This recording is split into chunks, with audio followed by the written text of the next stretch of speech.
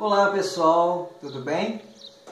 Eu queria compartilhar com vocês um versículo da Palavra de Deus que se encontra em 2 Coríntios, capítulo 4, versículo 7. Diz assim a Palavra do Senhor: Temos, porém, este tesouro em vasos de barro, para que a excelência do poder seja de Deus e não de nós. Um texto bastante conhecido, um texto maravilhoso que faz referência ao vaso de barro. Interessante que naquela época as pessoas tinham o costume de colocar os seus tesouros nos vasos, lacrava esses vasos de barro, não tinha banco para depositar os seus tesouros, então eles enterravam esse tesouro. Quando eles precisavam, eles iam lá, desenterravam o tesouro e usavam. O profeta Jeremias, ele faz referência aos vasos de barro, ao vaso da casa do olheiro. Interessante que existe 2 capítulos no livro do profeta Jeremias que trata sobre a questão do vaso de barro. Um é o capítulo 18 e o outro é o capítulo 19. Os dois falam dos vasos da casa do olheiro, vasos feitos por mãos de olheiro. Mas qual é a diferença do vaso do capítulo 18 para o vaso do capítulo 19 de Jeremias? Interessante que o vaso do capítulo 18, Deus fala para Jeremias assim: vai à casa do olheiro e você vai ver o olheiro trabalhando com barro, fazendo vaso de barro. E ele vai, quando ele chega lá, ele vê o olheiro trabalhando com um vaso, com o barro, fazendo um vaso, e de repente aquele vaso se desmancha. E aí ele é todo amassado. E o olheiro passa a refazê-lo novamente como ele quer. Já o vaso do capítulo 19, Deus diz para Jeremias assim: vá e compra um vaso. Então Jeremias estava indo numa loja e compra um vaso já pronto, que estava lá na prateleira para vender, e pega esse vaso para falar ao povo de uma forma profética usando esse vaso.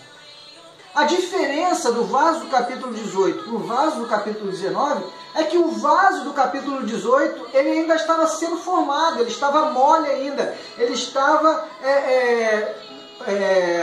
pronto para ser feito, desfeito, ser moldado conforme o olheiro quisesse. Já o vaso do capítulo 19 era um vaso já pronto, seco, que já foi levado ao forno e já estava rígido, já estava na loja para ser vendido. Era um vaso rígido e pronto. Interessante que lá em Coríntios, quando o apóstolo Paulo fala sobre isso, nos leva à memória o profeta Isaías.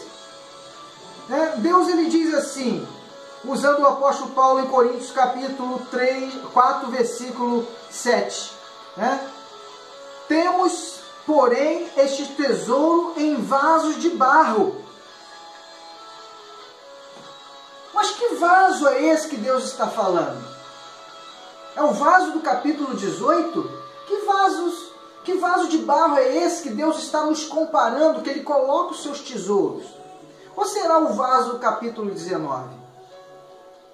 Interessante que se nós formos colocar o tesouro em vaso pronto, num vaso duro, rígido, que já foi levado no fogo, esses tesouros vão ficar limitados. Você vai encher o vaso, vai chegar um momento que não vai caber mais tesouro. Quando Deus faz referência lá, através do apóstolo Paulo, no livro na carta aos Coríntios, ele não está falando do vaso do capítulo 19. Ele está falando que nós somos os vasos do capítulo 18. O vaso que ainda está mole.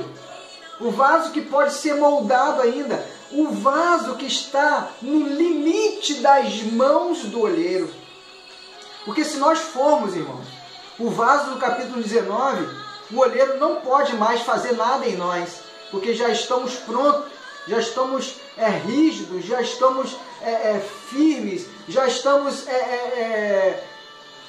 não existe condições nenhuma de ser moldado da forma que o olheiro quer. Por quê? Porque ele já foi levado ao fogo. Mas o vaso do capítulo 18, ele ainda é um vaso que está impossível alteração, impossível intervenção das mãos do olheiro. Quando o apóstolo Paulo fala do vaso, ele está falando do vaso do capítulo 18.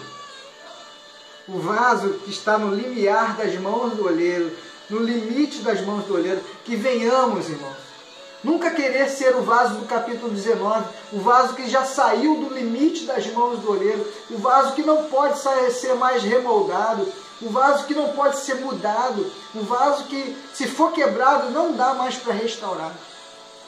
Venhamos ser o vaso do capítulo 18, o vaso onde o olheiro coloca a mão em nós e vem moldar-nos conforme o seu querer. Eu ainda preciso ser moldado por Deus. Eu ainda preciso ter as mãos do olheiro sobre mim. E creio que você ainda precisa ser moldado. Eu creio que ainda você precisa das mãos do olheiro dentro de você, consertando aquilo que precisa ser consertado, refazendo aquilo que precisa ser feito. Mas e o tesouro, Reginei? E esse tesouro? O que é esse tesouro? A palavra de Deus nos diz que Deus escolheu os vasos de barro para colocar os seus tesouros. Existe, queridos, tesouros de diversos valores. Valores um pouco menor, e existe tesouros de valores maiores. Quando Deus colocou os nossos tesouros, os tesouros dele sobre nós, confiou os seus tesouros em nós como os seus vasos. Isso pode ser várias dádivas que o Senhor nos dá.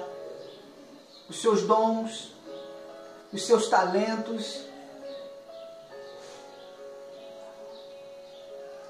E existem tesouros mais caros, mais valiosos, que é a salvação. Existe um tesouro que Deus nos deu muito valioso, que é o seu Filho. Um dos mais valiosos tesouros, talvez o mais valioso tesouro. Deus nos deu o seu Filho para que morresse na cruz do Calvário por nós. Existe outro tesouro também como esse, tão valioso como esse, que é o seu Santo Espírito. Deus colocou esses tesouros dentro de nós, irmãos. Existe outro tesouro tão valioso como esse, a presença de Deus. Deus colocou a sua própria presença em nós, irmãos. Quando ele diz assim que nós somos templos do Espírito, morada de Deus. Templo do Espírito, morada do Deus Altíssimo, Deus Eterno. Esses são os tesouros valiosíssimos, incomparáveis que carregamos em nós.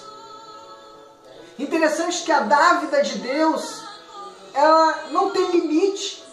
Se nós fôssemos o vaso do capítulo 19...